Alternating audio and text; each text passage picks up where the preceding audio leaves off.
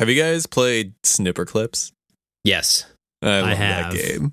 Snipper Clips is good, man. I hate that game. No! You're an idiot. I had little fun. I played it with Mikey, and it might have been Mikey just like hyping it up, and like Mikey talks so much shit about the games that I like. There might have just been part of me that was like, really? I don't You think just so, being Mikey. stubborn for the sake of being stubborn? Can't no, imagine. man, that's not me. Come on, guys. Come on, guys. I'm not that bad. Snipper Clips is good.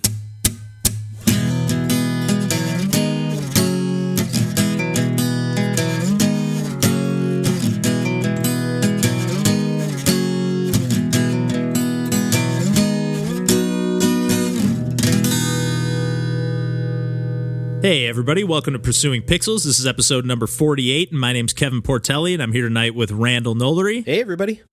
and John Hines. Heyo. And we're missing DJ once again this week, but we're rolling on without him and talking some video games. He's locked up in his apartment as well, and we got our little closet setups, and our Randall and I have the same setup that we always have, but John's got a nice It's my special little closet quarantine remote zone. setup. Yeah. I'm hoping there's a lot of t-shirts and sweaters in there, so I'm thinking we're getting some good baffling going that's on. true. Oh, no. This is the best sound setup I have had in a long time. You sound good, John. Yeah, you sound nice and rich. Nice and rich. With these dulcet tones. There you go. Maybe buttery is more likely because none of us are very wealthy. But as always, we're back to talk some more video games, and one game that we've all been playing and that I've probably put the most time into, but I'm probably going to kick the ball to both of you first. But I've been playing via Xbox Game Pass. Of course, it came out on Game Pass probably like 2 weeks after I picked up the physical cartridge on Switch. But again, like we've talked about a bunch of times before, I waver back and forth, but I'm still a sucker for like collecting stuff. So I'm still glad to own the cartridge. But I'd kind of read that like they have patched it quite a few times, I think, on Switch. So I think it is running a lot better now. But I know when it first came out, there were some issues, and I was just like, I'm just going to play it on the Xbox. Sure. I don't know. I'm just going to play it. And I don't use my Xbox a ton. It just gives me an excuse to play it. Yep. But it's kind of like a roguelike dungeon crawler, but that has a lot more like story to it than normal. Mm-hmm. But how much have you guys put into it so far? John, I'll let you go first. All right. For specific reasons. Oh, okay. Oh, man. Okay. So I've unlocked 3 characters. You get a family, and like the more you play, like you advance through the story, and characters come and go. Like I think it might be a scripted story beats. I don't know if it's necessarily like Feels a like it. progress base. Some of them I think are not random, but based on things you do in each of your runs. Like there are like kind of tangential side quests sort of that then turn out to be like story beats. Yeah. So I know like when you did your stream, Kevin, the other day, like you had, I think like 4 or 5 characters unlocked on that. And I had 5 unlocked and I played as 3. I think there's 6 total. Yeah. And I just unlocked the 3rd character and like for me, like a 3rd character and like beat a couple of runs on that. I think I'm only at like skill level 4 for like each character. I've been bouncing around all of them pretty equally to try to advance. But yeah, I put in a decent amount of time, but not a ton. Okay, what are you enjoying it so far, or? I want to hear Randall. How far has he gotten before? All right, keeping us in the dark. Out. Keeping us in the dark. Yeah. So let me ruin the party. So Well, maybe a little not. bit of I don't know. You background might be for just folks adding. What's that? I said you might be just adding. We don't even know what John thinks yet. That's fair. Might be just adding to raining on the parade. That's true. We'll We can all rain. So a little background is, I'm a huge fan of Diablo. My wife and I are, we play a lot of Diablo 3 in particular.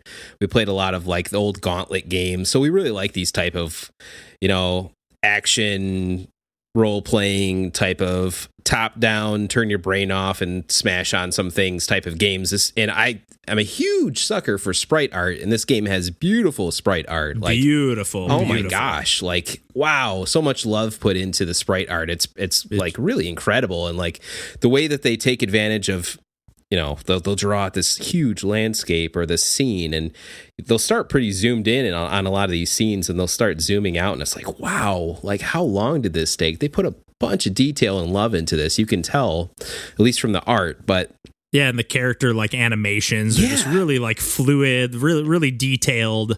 Yeah, and enemy animations as well and stuff. I love how it looks. Not as much in love with the menus and then how it plays. So first, you kind of have to go through this, and I get that they probably designed this primarily to be a single player experience, but what Tina and I wanted was it to be just a co-op, let's go, let's start playing this, and you can't do that, at least not from the like Xbox will let you do this kind of 1 hour timed experience just to try a game out. So we did that with this. Because Kevin had been talking it up, and I wanted to play it and too. To be fair, it might be a little bit my fault because I definitely was like, number one, I had read a lot. I've not played a ton of Diablo, but I know you're a fan of that, obviously, you said, and you're a fan of Binding of Isaac. And I'd read a lot of reviews that are just basically like, this is Binding of Isaac meets Diablo. Yeah, and obviously just has those like Binding of Isaac, just meaning like it's got those roguelike, randomly generated dungeons and stuff. Yeah, and a little bit more frantic, like Binding of Isaac. Yeah, but I was definitely kind of pitching it to you as like, you and Tina should play this together as a 2-player experience. So that might be a little bit on me here, but sorry to keep interrupting you. It was, I'll let you take that blame, Kevin. Yeah, I'll take it. I'll take the heat. We can't get that hour back now. No, it's fine. If you would just sign up for Game Pass, I know, for $1 too. Yeah. Yeah, my daughter accidentally did sign me up for Game Pass for a little Really? while. Yeah, my Fiona. 1.5-year-old pressed the Xbox buttons enough that she signed me up for Ultimate Game Pass. She knows. Well, let's scale that back. Dad's already got a handful of games here to play.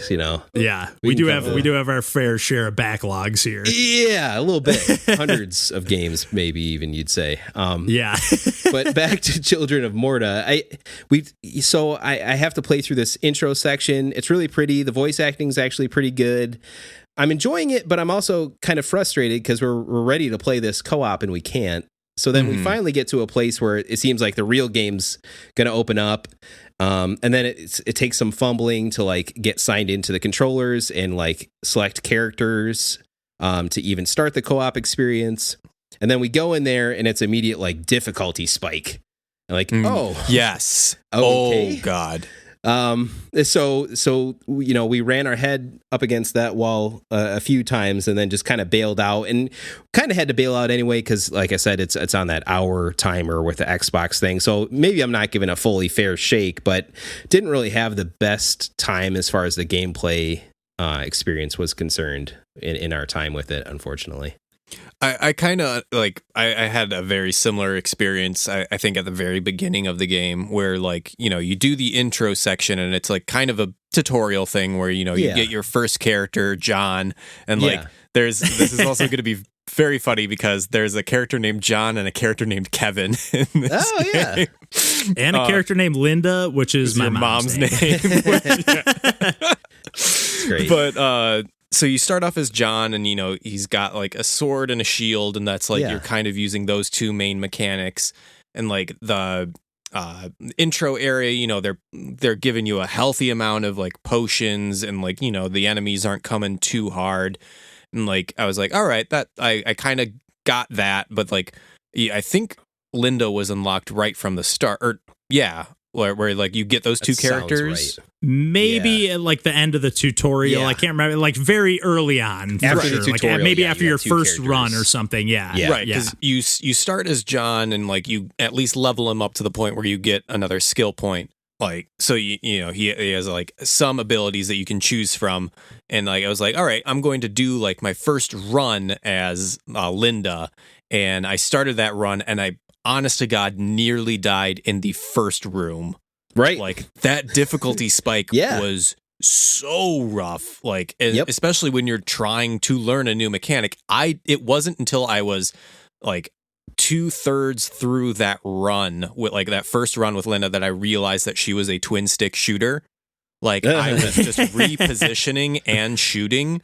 Like Right. I knew that you could I see. move and shoot at the same time because she's using a bow and arrow. Right. And I was just like, okay, I know that I'm supposed to be able to move and shoot at the same time. I have no idea how to do that. Yeah. Because when you're playing as John, like you're just using the Y button to attack. Right. So I You didn't can know that actually you could- use the right stick to swing the sword. You can. I would notice that with some of the melee characters. You can play it also as a twin stick. think I'd It feels want super that. weird. Yeah. But I noticed that it like you could like because you can also press the Y button to fire your arrows and stuff as well. Okay. But again, like you said, you're kind of stationary. I think when you hold down the attack button. Yeah. So like almost like right off the bat, like I don't know, I was kind of also in a mood where it's like I don't know if this game's gonna be like it for me, like and the fact that, you know, like I was like, all right, am I just going to have to like die really quickly and do a bunch of runs to at least Right. build up whatever the currency is to like invest in? And like, you know, I'm used to like playing games like, you know, Rogue Legacy, where that is basically like you are expected grind to fest, die yeah. constantly.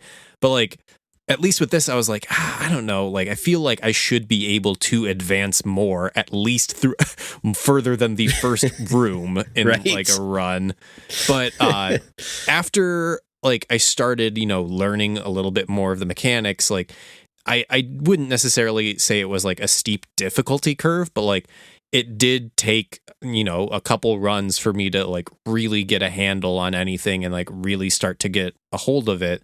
And like there was like that like first hour, honestly, I think like was just not enjoyable at all. Okay. But like I don't feel as bad now. but like Okay. after that, like I got really into it, but it did Sure. take a few runs. But at the same time, like when I'm thinking about it as like, you know, how you say like when you play Diablo or Gauntlet, like those aren't necessarily like roguelike experiences. Right. Like you're there is like kind of a slog and a grind fest, but like Totally. it's never like, oh, and now you've lost all your progress and have to start over from one. Right. And like that, like I don't necessarily know if that would be an enjoyable experience if like what you're looking for is just kind of a calm, you know, more calm, but a calm slay fest where you're just mowing through it. But yeah, Like a mindless just Right. hack and slash. Totally. yeah, but like I do think that the games really started to pick up like after I had, you know, put in at least like 2 to 3 runs with like both John and Linda. But like it was actually in like once I unlocked Kevin, which is like he's a younger, like That's everyone right. in this game is like related. They're all a family. Yeah. So like Kevin, I think, is one of the sons of John, and like he is an assassin. So he dual wields knives, and instead of having a stamina bar, which is what John uses to like his shield uses stamina, and like Linda, like her like moving and attacking at the same time uses stamina. He has a frenzy bar. It's the same bar, but it just is called a frenzy bar. And the more attack, it starts at 0, and the more attacks you land on enemies, the more it builds up. And once it's maxed out, you like are just attacking so fast. Like it like Okay. decreases the amount of time between attacks.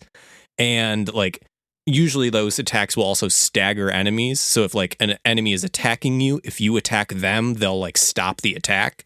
So basically his whole thing is just getting into the fray and landing these attacks as like much as you can. And like I'm usually in like Diablo or Gauntlet or any of those games, like I am a ranged person. So I was like, oh, Linda will be my character. Yeah. But then like as soon as I started playing with Kevin, I was like, oh man, this completely changes how I approach this game. And it was so satisfying to like Nice. really just like, I like the fact that they have like these characters that do control completely differently and like really change the way that you approach the game.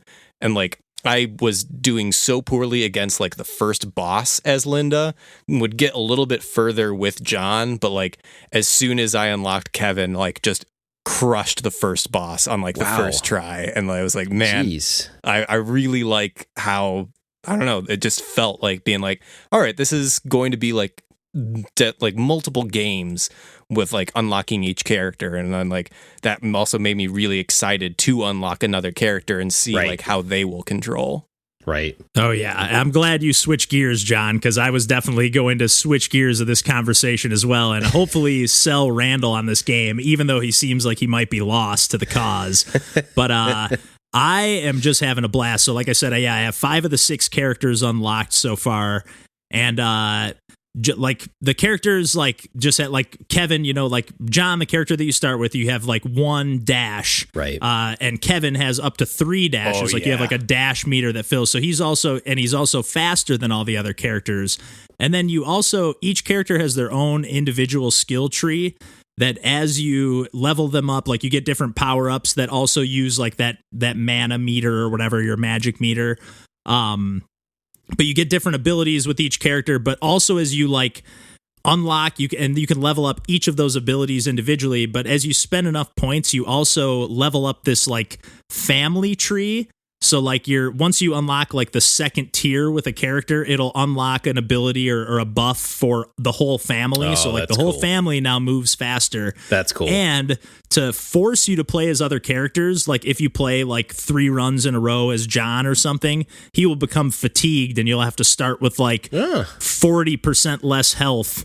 And there you do gather some resources that you can collect later on, these like golden eggs that you can spend to like reduce your fatigue if you're like, hey, I really want to play with this character. But it's funny that you're loving playing with Kevin, John, because despite sharing my namesake, he's been my least favorite character so far. Well, John's my least favorite, so we're a bunch of self-hating guys. Well, I'm loving playing with Linda. I love the range and I've unlocked a few new abilities with her. There's another character, Lucy, which can only fire attacks. Like she's another range character, more like magic. She fires like little fireballs. Nice. And but she can only fire when stationary, at least for the time being. But like I'm just like I love the art style, the music. I do love the narration. There is a little bit of jank to like some of the cutscenes, like kind of stutter, or it'll just kind of have little. I don't know. At least on the Xbox, I'm just having a little bit of a janky experience from time to time. Like the subtitles will read totally different from what the voiceover's saying. Oh, that does remind me of one other thing. The font is so damn small. Why is the font so small? You can change that on the UI settings. Okay, but why is the default so small? I think it's so that all fonts are so much smaller. Everyone expects you to have like an HD like giant TV, like right. It's so well. I think they have options to change it if you're playing on a handheld. If you're playing in handheld mode on the Switch, so that you can like have it not clutter up the screen so much. Maybe I'm guessing, but on the Xbox, I don't. Man. Yeah, on the Xbox, I don't know why. But yeah, I had to enable both of the options to enhance those menus or enlarge those menus because I could not read things from my couch. Menu. Okay, because I've not like noticed any problem on Switch, honestly. Like I think it defaults on the Switch to having it enlarged because I started playing it on the Switch first before I switched over to the Xbox. So okay. Yeah. I could be wrong about that, but I do remember just having to mess with those settings for sure about the text settings. Mm-hmm. But at least it has the options, I guess. But I know what you mean. Yeah, I was like, man, I am like. Either I'm getting old, which is also true, yes, or I'm having a really hard time reading this. Yeah. But regardless, I haven't actually played in a few days here, but I'm really having a good time with this game. I kind of got sucked into a few other things, but I'm definitely planning on going back to this one. And I'm only on. I do like how it's like a little more story focused. Like it's a little bit like Eagle Island, like I've talked about in the past. Like each dungeon is like its own separate thing that is then procedurally generated with its own boss. But then like after you beat that, there's kind of like a story beat. It just cool. feels a little bit more immersive than some of these roguelike games, like I talked about in the last episode, that are like a little more arcadey, right? Which I also love. Oh yeah. But I'm enjoying this game a lot. One more thing I did want to circle back to, like on the art, is that like. There are so many games that use pixel art as like an aesthetic that like kind of, they'll either like adhere to like a color palette or to like a very limited range of things. So like it'll like, look like a Super Nintendo game or whatever. Like there is really no other game that I can think of that like uses such a broad range of color. Like it doesn't necessarily feel like, there's like it does it well to like keep it within a theme. It doesn't seem inconsistent at all. But like a thing that like I it really reminded me of was there's this artist Ivan Albright who his most famous piece of art is a portrait of Dorian Gray that was used for like a movie adaptation of it, and it's a really grotesque art. Like, it's hanging at the Art Institute in Chicago. Yeah, and, it's always been an incredibly moving piece in that I think it's disgusting, and like it uses so many different colors in like a way that still like kind of like maintains a like overall gray, or it doesn't seem colorful, but it has so many, it's really jarring in how many like different color palettes it has crammed into one. And I get that feeling from times like in this game where like I'm looking at something and his like has such a broad range of like, you know, it's using like 10 different types of greens and like in everything like that is just the part of a much larger piece that like I don't see in any other like pixel art anything, because like usually like you are getting kind of a 16-bit of like or like a 32 like bit where it's like, oh yep, this is like just pumping out like we have 2 greens and that's what we got, whereas this is just so like vibrant and like it is like it's the incredible. Closest comparison I can make is maybe like Moonlighter, but again, that like sticks to a really like specific color aesthetic, where like this has like a lot more. But like as far as like how expressive like the characters are and stuff, like it has kind of that feel to like the animation at least, and like there's no like outlines around the characters. Like it's all like, I don't know, the pixels are just kind of, I don't know. It's a beautiful game to me. It is. I don't know how to describe it. It's gorgeous. And like I don't think it like, even when I was watching a video of it, like when you were doing the stream, like I don't think it did it as much justice as like playing it by like in person. Like I think like it's something that you really kind of have to experience, because like it's like the amount of detail in it is so incredible. Yeah, it's very impressive. And I guess speaking of doing a little streaming, I'm just going to touch again on a game we talked about. I think last time we talked about it was way back in October, back when we were a little more ambitious and we were still doing our game of the month. And our game of the month in October was Caveblazers, which was a game that DJ and I were super into. Before we recorded that episode, we finally talked Randall. I don't know if were you on that episode, John? Oh yeah. Had you joined the podcast by then, or was that a guest spot? I think I was playing. Well, I definitely played Caveblazers for that. Yeah, I for sure. And this is a game that the more I play it, like I've gotten kind of sucked back into it. And I did a stream of it the other day because again we're kind of on lockdown here, and I was like, I'm just kind of been playing a bunch of runs of this game. I might as well just play a few and see if I can stream it. And played 3 terrible runs. It was pretty embarrassing. I did not. I don't even think I beat one boss. No, you did. But you definitely beat the beat fist one boss, and then you died immediately afterwards. Yeah, it's just like this game is so unforgiving. Like I've put over 40 hours into this game now, and again, I'm no like wizard at gaming. I'm not amazing or anything like that, but I mean I've beaten stuff like Ikaruga, I've beaten Enter the Gungeon like we talked about last week. I mean I've beaten some really tough games for sure, but I've put 40 hours into this game. I've never even seen the final boss. It is just so unforgiving, and to be fair, there is a custom mode that you can just go in and tweak the mechanics like to the nines. Like you can change the game speed, you can change what enemies show up in the game, like almost like Smash Brothers style. Like what items do you want to appear, what things do you want to not appear. Like it's very, very detailed, but I'm just so stubborn. It's like I gotta beat it on the regular mode, because going back to Children of Morta, I'm actually surprised you guys mentioned the difficulty spike, because I was actually playing on hard mode. And not having too much difficulty, but maybe that's because maybe on hard I was able to collect more. Well, maybe I was able to collect more like of the currency to level up my characters and whatnot, and level up faster. Because like once I unlocked like some of the characters later, like on the 3rd dungeon, like I would play the first time I would play as that character, I would level up like 3-4 times. So maybe that had something to do with it. Maybe I was just collecting more stuff, but. Good. Anyways, Caveblazers is just so unforgiving. Like it's just one of those games. Like, for example, every time you play, all the levels are procedurally generated. There's like 10 or 20 different colored potions that every time you start a new run do different things. So like the red potion might give you plus 30 health this run. It might poison you the next run. Right. Throughout that run, if you find another red potion, it'll do the same thing. But each time you die or each time you reset, you're just back to square one. But I saw that they did another update to this game, which is why I kind of popped back in. And there's just been a few small, like, I've just noticed like a few new blessings or buffs or whatever, a few new items. That's cool. That I don't recall seeing before. A few new, like, kind of little, like one time I just kind of got trapped in a little area, just closed these doors in on me, and I had to fight off a few enemies before it let me out of this little room. Nice. So there's been a few small changes, nothing crazy, but I'm just like really back hooked into this game. It's like back on that like Enter the Gungeon or Downwell level where it's like I'm playing at least a run every day, probably honestly 4 or 5 if I don't have a successful run. I mean, if I have a deeper run, it probably lasts about 40-45 minutes, but Right. If I have just a couple shorter ones, I'm probably playing about an hour of this game every day. Damn, at that's this awesome. point. So Nice. I'm right back hooked in, and I just need to beat it.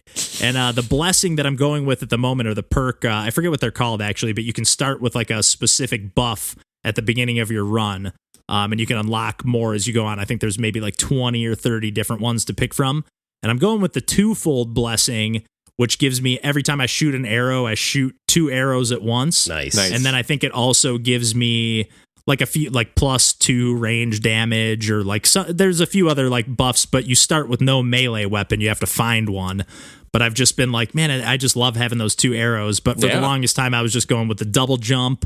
And you start with like a higher jump and then a double jump on top of that. It's just easier to like traverse around the levels. Oh, yeah. But there's so many different ways you can play this game, and it's I don't know. DJ's beaten it a handful of times. I have no idea how, but because I've even tried playing co-op with DJ, and I still can't even with him carrying my dead weight, we can't get it done. So. But yeah, I just wanted to briefly mention that I still just love Caveblazers, and I'm still pretty regularly playing that game. Caveblazers is a good time. Yeah, maybe we can. I know they added online into the Steam version. I really wish they had that, because the co-op gameplay is really fun. Yeah, and being able to play that game online, or maybe it was a mod or something. But I know you can play online on the PC version. But that's sweet. That'd be a nice addition. Oh yeah. Oh yeah. But another game that I've been sinking a lot of time into, and that I know John's talked about before on the podcast, is Wilmot's Warehouse. Yeah. And I don't have a ton more to add to what John said. And it's hard to describe this game other than it's just like really like an minimalist organization simulator. Yeah, it's like and you're basically just this little cube, or not even a cube, a square. It's 2-dimensional, and it's like this top-down warehouse, and you just organize all these different things that keep, like, every day that goes by, you basically get 4 new items that get added to that might show up in any given delivery. And I've 4 been new just types kind of of like items. Because you're delivering like multiple items per day, so they're constantly adding more categories of items to choose from. Yeah. So, I guess that's what I meant. I kind of misspoke, but yeah, 4 new like categories per like sitting, and like, or per day. Mm-hmm. And like I usually play through like every like 3-day cycle. You have like, you organize the warehouse or like you get deliveries and you kind of put stuff away. And you get like about 3 minutes, I think, to do that, 2.5 minutes or something. Then you have about 1.5 minutes to deliver the goods that, like, there'll be 4 customers or 4 employees, I think. They're like your coworkers or something, but they need certain things. You deliver them to them. If you can complete that quickly enough, you can get a little bonus, get some extra points, and then you unlock new abilities. So you can carry more stuff at once, or have a little robot helper knock out the little, like, make more room in the warehouse basically when you knock the pillars out. And I've just been kind of like, for my strategies, but just been kind of like organizing things by color for the most part. Like, what's the background, and what is the, like, a lot of the things will be like a light blue background with a yellow color, and that seems or like a yellow, like chaos to me, because it's so aesthetically pleasing. Oh God, I need to do it by the actual content. So I have animals in one area, animal parts in another. There's too much over. That's where I get into there started to be too much like discrepancy between, like, okay, here's an apple, Okay, here's a cut half of an apple. Yeah. Here's a core of an apple. Oh, yeah, here's a dog. Here's here's like a wheelchair. Here's the wheel of a wheelchair. So there's like, it started to get so subcategories. Once you start getting I was into like, it's just buttons, easier to just like, give me the blue and yellows over here, the orange and purples over here, the purples and orange over here. Like I've just organized by color, but basically, I mean. And the nice thing is, like, it's perfect. Like, it puts the pressure on for just enough time. Like, I would say that 3-day cycle takes about 30 minutes or so, 40 minutes. And then once you're done with that, it goes to like I think it's called a stock day or something like that. And you could just then at that point take all the time you want to just arrange things, organize things, and start the next day. So it's like the perfect blend of like a little bit of action, nothing crazy or anything like that, but like a little bit of the heat's on. You got to deliver the stuff. You got to keep things organized. You got to get stuff out of the way for the next delivery to come in. But then you have as much time as you want to just kind of relax, and the music's just super chill. The aesthetics are just super pleasant. And again, I love looking at how I just unlocked the map feature, so I can like go into the corner of my warehouse, look at the map, and see where everything's at. And I love how it looks with like all the colors just like laid out. Because when I unlocked the map, I was like, this is useless because I'd already stocked things in front of where the map was. Oh, no. Yeah, so I'm like, I'm not did too. accessing that map ever. That's dead to me. That was a waste of an upgrade. I did the same thing, and I shifted everything over by one row because I was like, I got to get over there. And I will say that's one small gripe is like sometimes when you have stuff placed along the walls, it like is awkward about grabbing it. Like it won't let me grab the blocks when they're along the wall. So it actually, for me, has been nice to just move it off that wall where the maps are. When you're moving things in the warehouse, do you have to use your avatar character to move them physically, or can you like go into this like top-down mode where you can move things freely as if it was like a create a level thing? You are always in control of Wilmot. Okay, you need to physically like contact them, and like you have like a couple. The face buttons are mapped to different like things. Like one of them is like pick up all of the same kind. Another one is like pick up like, you know, as much as you can carry. Yeah. Or because also like Wilmot has a max amount of items he can carry at like his max speed. You can always carry more, but you will just be moving like way slower. Yeah, like glacially slow, like to the point. Like right now, I think I have the max that you can get, which is I think 12 blocks at once. Yeah. I think that's the most you can get, at least from the way the little like skill tree that you can unlock looks. It looks like that was the last one, so I can carry 12 blocks at once. And you can also use the right stick to like move around and highlight which boxes you want to grab. But it takes a little getting used to the controls, but once you're used to them, it's great. And again, there's like, you have that slight bit of pressure, but it's never too crazy. But when you're in that like just kind of relaxed mode where you can just organize things, I usually play for about an hour or two. I've unlocked about a little over half the items. I think I'm at like 112 items overall out of 200. Jeez. And I don't know what will happen. There is like an expert mode too. It also has 2-player co-op. But I put like that's cool. I put like 4.5 hours into this game so far, and I'm loving it. It's since John still has my copy of Forager locked up in his apartment. This has been kind of scratching that same itch in one way, or in a lot of ways, I should say. Yeah, that's great. But have you played it all anymore, John? I've played a little bit more since the original podcast, but like, yeah, I do love the way that it ramps up in like those like delivery days where like, you know, you start and you're like, you've had that organization day, you think you have everything like all set up and organized, you're like, all right, I've got this, I'm good. And then the first day hits and you're doing pretty well, and the second delivery hits and you may have not cleared everything at the bottom of the screen that was delivered to you to make to the other deliveries, and by the time the third day hits, you're like, all right, I'm just putting everything out, I don't care where it is. Like, it kind of does feel a lot like you're working at like a retail job. Barf. Where you're like, but like, go back to those Best Buy days, Randall. I'll go back to, I was a warehouse supervisor. That's why I'm never going to play this game. No, it's fun. You would do knowing it's knowing a much how more you enjoyable version of that. It's not like overcooked where where it feels like working in a restaurant. Yes, Overcooked you feel the stress of like the tickets are coming in, the customers are getting pissed. Oh yeah, like you Kevin feel and I it. yelling at each other while playing Overcooked was the like, oh god, this is just work. Like this is the most it's ever felt like working in a restaurant. It's rough. It's rough. If you work in a restaurant, that game. Yeah, for real. I need those onions. Why is nobody washing dishes? Oh man, yeah. Overcooked is so stressful. But anyways, I guess we got one more game / discussion to have before we wrap things up tonight. But one game that we all picked up and we've only played a little bit of. I don't know if have you played any of Conduct Together at all, Randall? No, but the penny I think was worth it. Just to have the idea of playing it later on. Yeah, it's normally $20, and I think there's a game called Conduct This that was like initially like a mobile game in one form or another. I don't know if it was a free to play game or whatever, but then there's Conduct Together on Nintendo Switch, which is normally $20.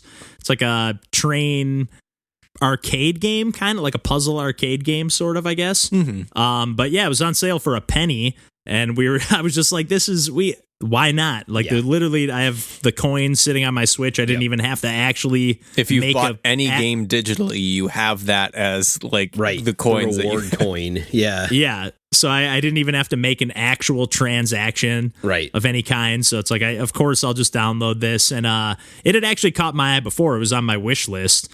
Nice. I just thought it looked kind of fun. Yeah. It's up to, I think, 4 players, but essentially you just have like trains that are going around picking up passengers on kind of set tracks. But then you have your D-pad that you can use to kind of swap. There'll be switches on the tracks that you can switch which direction, you know, if there's 2 different paths the trains can take, you can switch the tracks. And then you can also, I forget, the face buttons just make the train. Oh yeah, they make them stop. And pretty much it's not like an actual train. Like an actual train would take a pretty long time. This is like almost instantaneous. There's like a little bit of a lag, but yeah, you pretty much stop immediately. And you're picking up passengers at different all the different train stops. Yeah, the stations are color coded, and so are the passengers. But they will show up at any station. Like passengers of any color will show up at any station. But then you only pick up one at a time. Like if you're you pick up one color at a time. One color, yes. Yeah. So if you're at if you're at the blue station and they have like a bunch of like yellow or reds, like you'll only pick up one of those and it will change the color of that train to that. So then you try to get that train to the like red station to drop them all off. And you're trying to get as many like people as like you need to complete the level like in a short amount of time. But like you're managing like the direction that the trains are going and you're managing the tracks. So like there is like, you know, you're trying to like juggle all of these in your head, and like it does a really good job in especially in like the first world where it's like, oh, okay, I'm just trying to like make sure that this train doesn't hit this car that's crossing or like this bus that's moving back and forth. Yeah, because you'll be going over like over a street where there's like a car going back and forth that you have to avoid. So, and then like the next one, like they introduce like, okay, now there are 2 trains. So not only do you have to make sure that the trains are like moving along the correct path, that you have to also like stop the train so that they don't collide with each other, because that'll be a fail state. And like, yeah, it's like instant. As soon as you collide with anything, it's game over, or you know, you lose the level.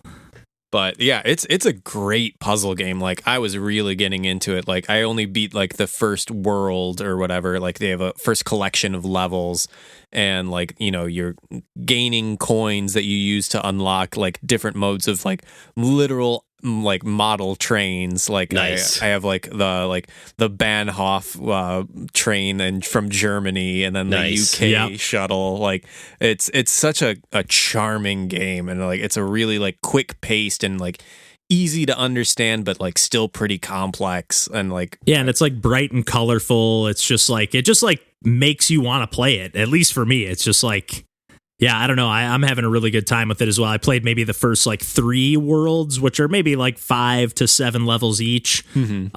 And it's starting to get really tough. Like just a lot going on, a lot of juggling. Tough in the first. Yeah, I would. Yeah, I agree. And I would definitely, I definitely want to play this co-op because it seems like that would be a nice, like not having to manage like potentially 3 to 4 trains at once that are crossing over different paths. And okay. But it's. I don't know. I really like it a lot, and you can. There's not a whole lot of strategy. Like again, it's like arcade action puzzle. Mm-hmm. Like it's definitely like it's reflex based, but it's still like you're using your brain as well. You might say, hey, I picked up. I think it'll always, when you stop at a station, it'll always pick up the passengers of whatever color the most. Like if there's more red than any other type of color passenger, it'll pick up the red passengers. But then you might say, oh, that only picked up 3. It might not be worth it to go straight to the red station because some of these like later levels will have 4 or 5 stations. Right. Maybe I want to drop over to a couple more stations and pick up more red passengers on the way to the red station. Right. But also, again, trying not to collide with other trains and whatnot. And potentially like a cop car that's going over or an ambulance or something. I can't remember what they were. You can't school block bus the tracks. Or something. There's no blocks for you to cut off these damn cars. No, nope. What's going on here? Nope. You gotta again, but you can stop the trains on a dime. There's no like stopping and opening the bus door at the train tracks. You're at the mercy of the traffic that's on the road. But yeah, it's really fun and again for a penny, which is just ridiculous. And I guess that's another reason I wanted to bring this game up too, is like we've talked before about it like off the podcast of like these games that just come out for so cheap. Like there's no way this company is making any money off of this 1 penny deal, and obviously I'm assuming they're hoping that they're just going to climb the bestseller charts on the Switch. Right. And again, I don't know if the mobile game conduct this. Maybe that is a free to play game or something, and maybe I don't know. Maybe it's just for the publicity, but I just like I'm having a good time with this game, and granted, I don't know if I would have been super stoked to pay $20 for it, the full price, but like. A penny. I mean, it's just I would happily pay more than that for this game. So I almost feel guilty. It does feel weird when like you like because every game like the amount of labor that goes into it like like it and like the way that like just games are consumed like it makes almost. Like it's an easier pill to swallow when you're like, okay, like when you think about a song that you're listening to that like, you'll listen to a song like dozens of times. Like, right. And like you kind of abstract like how much it actually costs to make that.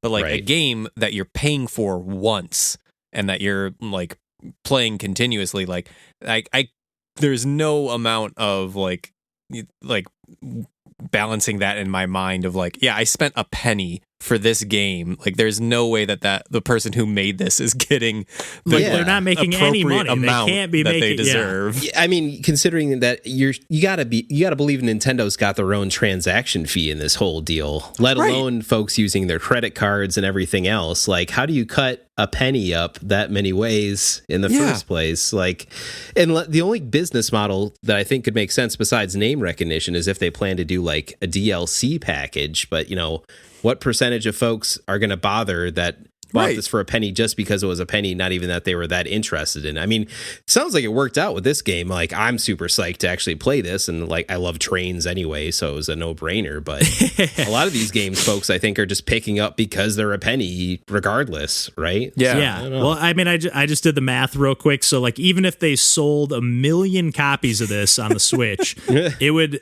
be $10,000. So, I mean, I guess that's $10,000 they wouldn't have had. Yeah, but like, how long does it take to make a game with how many people? There's no way with how many people. And, even if it was a small couple people team, it just, there's no way that and they're not getting $10,000. Nintendo definitely has their cut in that whole deal. And credit card fees and this, I don't know who knows how all that stuff breaks down. Right. But like, it just seems like, this is like an extreme situation for a penny. I don't see games go on sale for that price too often. $20 to a penny. Yeah, but But even still, I see games for 10 cents, 5 cents, 20 cents, a dollar, 9 cents. You know, whatever. It's like it just seems crazy to me. I mean, I get going for the publicity, but again, I almost feel bad. It's like, I'll give you a little bit more money, but is it do you guys think it's maybe just because like the video game market is so flooded? Like, again, I own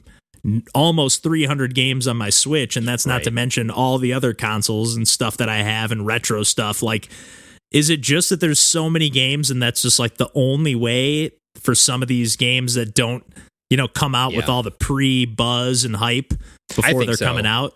I think it's an eShop searchability problem that developers are finding their own ways to try to solve, and maybe this is one avenue where like you can't argue with a penny, so here you go. I mean, and then maybe people will talk. Maybe you'll tell your friends, "Hey, check out this game" or something. Like, I mean, the eShop is kind of notoriously like bad to like navigate, and like, and to be fair, they're all pretty bad. Like, to be fair, the Xbox and the PlayStation Store they're all pretty difficult to navigate and find what you want, or I should say maybe not to find what you want, but to browse. Like, the search is fine. Like, if you know the exact game you want, if you know you want to, you're not going to discover something new, right? Yes. There's no like, oh, you like this game? Check out these games. You know, it's the same like when we like stumbled upon like the Lazy Galaxy Rebel story, where it's like it was a game we had never heard of before, probably would never hear, but because it was on sale for 74 cents. Yeah, like, it was on my wish list actually. Oh well, wasn't on, but I literally not on my look radar at all. I look at the eShop every single day and look at the games. I think it originally popped on my radar because it was on sale for like $4, and I was like, oh, this game looks cool, and then I put it on my wish list, and then 79 cents. I probably have that many coins just sitting on my Switch, but again, I'm a little obsessive about checking the eShop again, like, because I'm like afraid almost of like these games might pass me by. Oh yeah. You know? Yeah, you're talking weekly releases, and you know that was daily, before a bunch of these games came out. That's before there was a gajillion games on the eShop. So there's over 3,000 games last time I checked on the eShop. Yeah, I believe it. Which is crazy. Yeah, that's just crazy. Yeah, and people buy. I mean, it's awesome. You know, it's awesome. You know, I have 10% of those, which is crazy as well. But you know, a lot of these games I've bought for under $5. You know, so it's like. It's awesome that I have all these games to play, but there is part of me that feels guilty, but there's also part of me that knows I wouldn't have all these games if they weren't on sale for so cheap. So it's kind of a catch-22, you know? Yeah, I certainly wouldn't be able to own 300 games if I didn't buy a lot of them for super cheap, you know? But you wonder if it's a kind of a race to the bottom that way too, where, you know, in the golden days of indie, you could sell, you know, on Xbox Live Arcade or whatever, you could sell a game for $10-15 and people were excited about it, right? And there wasn't that much competition ultimately for those things. And now it's just like, can you scream over top of the void to try and get your name and your game out there? I don't know.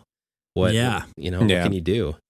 Like, as a result of it, like, if there is a sale going on, I'm definitely still going to participate. I'm not going to like willingly like, oh no, I want to pay full price. But like, almost in reaction to it, like, I have become way more like, I don't know, fine with just paying full price for a thing. Like, I remember like when Ashen got like ported over to Switch, I was like, you know what? I could wait for a sale, but I've been waiting for this game for a while, and I know I'll enjoy it. Like, I'll totally fine with just giving them full price. Like, didn't they do some kind of deal with that where it was like 10% off or something when it first came out? Because that's something I've been huge on. Like, if a game developer is just like, hey, this game's normally $20. If you buy it right when it comes out, it's 18 or something. A lot like, of pre-orders. It's not a huge. And I'm like a huge sucker for that, because like there's like, hey, I'm getting a little deal, and I'm also supporting this developer, and I'm not getting some crazy deal where I feel like I'm robbing them. Right. Yeah.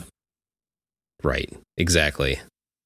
Yeah, I don't know what the solution there looks like. The pre-order discount is nice, but then there's a lot of folks that won't bother pre-ordering in the first place, and then once that first week passes by, it's just lost in the void again. Like, like we've talked about, even the huge games that come out, you know, even like even Breath of the Wild, it's like that. Yeah. I guess that lasted a little longer because it was an early release on the Switch, but like Mario Odyssey came out like a week later. We're already talking about the next game on Switch, Right. and even the smaller stuff obviously just comes and goes, maybe without even being noticed. So like there is a part of me, even though nobody listens to our podcast, there's like a part of me that like, Hey, we have listeners. I'm like, hey, we got a few listeners.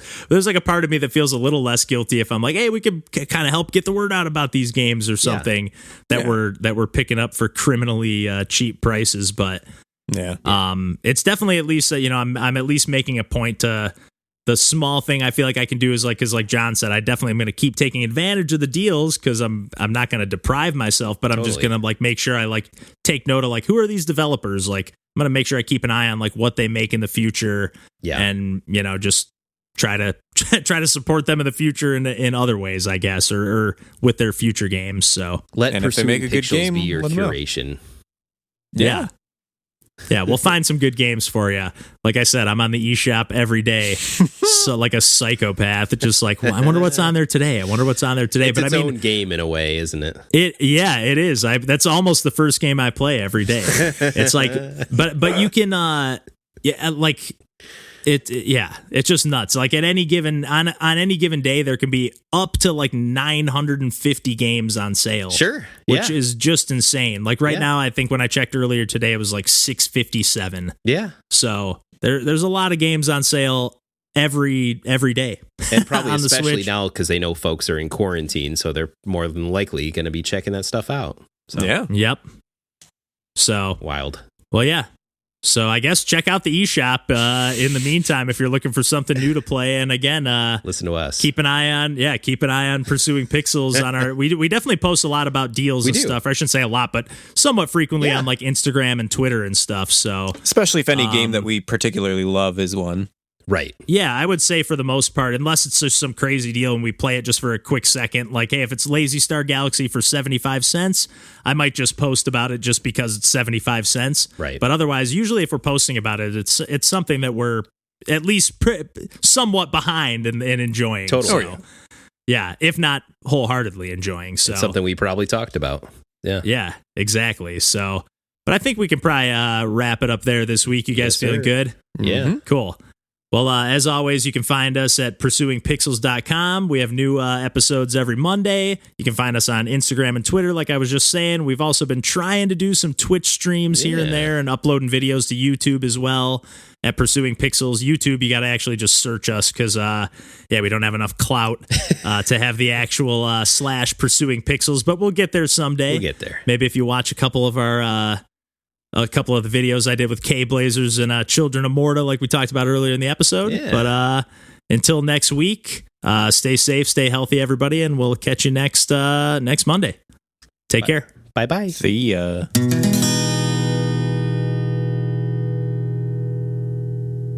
Maybe I'll do a Metroid Prime trilogy stream off of my Wii U. If you dare doing a Metroid Prime stream without me, I will kill you. Yeah, that would be pointless. That's true. You need to watch a total amateur.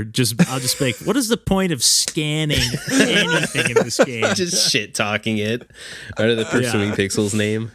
Oh, great. This is Jonathan Hines here, coming to you live from. Hey guys, coming to you live from Planet Zebus. God.